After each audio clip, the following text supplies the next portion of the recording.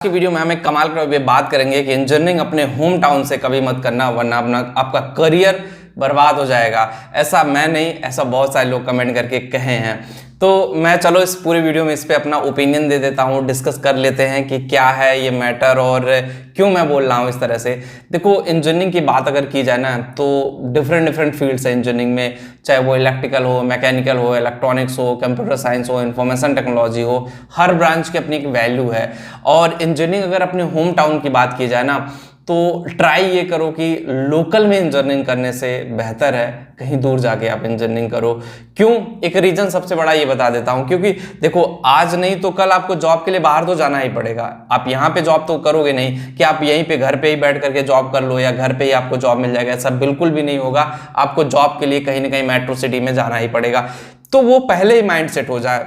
जब मैंने इंजीनियरिंग की थी तो गोरखपुर में भी ऐसे बहुत सारे इंजीनियरिंग कॉलेज थे जहां से मैं इंजीनियरिंग कर सकता था, लेकिन नहीं, मैंने वहां से नहीं किया। मैं आया मेट्रो सिटीज़ में आया इंजीनियरिंग करने और यहाँ से इंजीनियरिंग किया। अब सबसे बड़ा वो रीज़न यही है ना कि जब हम घर पे इंजीनियरिंग करते हैं ना तो उसकी वैल्यू हम नहीं उतनी समझ पाते हैं। इंजीनियरिंग को जितना टाइम देना चाहिए अपने कोर्स के लिए, अपने आप को मेहनत करने के लिए, खुल नहीं पाते हम सही से। मतलब एक चीज़ मैं कह लूँ कि घर पे रहोगे तो घर की भी प्रॉब्लम्स हैं, घर की चीज़ें हैं कि घर पे क्या चल रहा क्या नहीं है, वो सारी चीज़ें हैं। फिर एक एटमॉस्फेयर होता है आपके अगल बगल का, जब आप हॉस्टल में रहते हो या अपने फ्रेंड सर्कल में रहते हो, रेंट पे रहते हो, वो सारी चीज़ें जो होती है ना, वो लाइफ का लेसन होता है। कहीं ना कहीं आप एक ज़िंदगी की चीज़ सीखते हो। और मैं ऐसे ऐसे लड़कों को बता दूंगा ना जो हॉस्टल में रहे हैं, घर से दूर रह के इंजीनियरिंग किए और घर पर रह के इंजीनियरिंग किए हैं। मेरे कई सारे फ्रेंड सर्कल में भी ऐसे लोग हैं। अब वीडियो वो लोग भी देखते हैं तो उनको समझ में आ गया होगा कि मैं ये क्यों बनाना चाहता हूँ। कई सारे ऐसे लोग हैं जो जिंदगी जीने के लिए तरस जाते थे। इंजीनियरिंग की शुद्ध लाइफ जो होती है,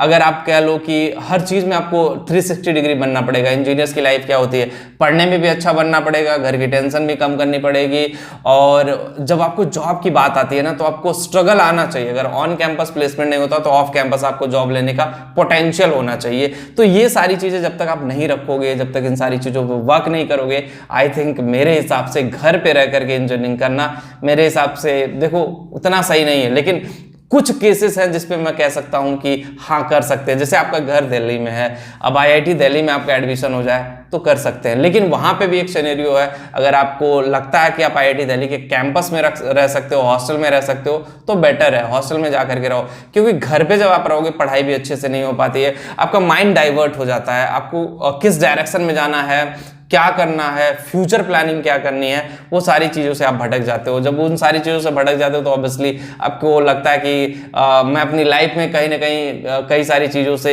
बैक जा रहा हूँ। तो वो सारी चीज़ समझना बड़ा ज़रूरी होता है। जब तक आप ये सारी चीज़ समझोगे नहीं, जब तक ये सारी चीज़ें जानोगे नहीं, तब तक आप लाइफ में कैसे आगे बढ़ोगे। तो अगर घर पे रह के इंजीनियरिंग करना है ना तो यार प्लीज़ थोड़ा सा माइंड सेट चेंज करना पड़ेगा। बहुत प्रॉब्लम है, फैमिली सपोर्ट नहीं कर पाएगी, तब जा करके आप कर लो। लेकिन अगर थोड़ा सा भी आपकी फैमिली सपोर्ट कर सकती है, आपको लगता है कि फैमिली आपको दूर लेकर के जा सकती है, तो ऑब्वियसली आप घर पे रह करके इंजीनियरिंग करो। क्योंकि वो एक बेहतर विकल्प आपके लिए हो सकता है और उसका आप यूटिलाइजेशन करोगे तो आपके लिए बेहतर होगा। और एक चीज़ और मैं कहना चाहूँगा, देखो होम टाउन जो होता है ना वो होम टाउन ही होता है। हमारी बहुत सारी पर्सनल फीलिंग्स जुड़ी होती है, बहुत सारी पर्सनल चीज़ें अटैचमेंट होती हैं, तो वहाँ पे चीज़ें थोड़ी सी होती हैं, हम लगाव में रहते हैं, हमें लगता है कि हम यहाँ हर चीज़ कर सकते हैं। आप डे स्कॉलर और हॉस्टलर की बात होती है जो वहाँ के लोकल होते हैं। देखो जॉब लेने की मैटर होगी, आगे बढ़ने की बात होगी।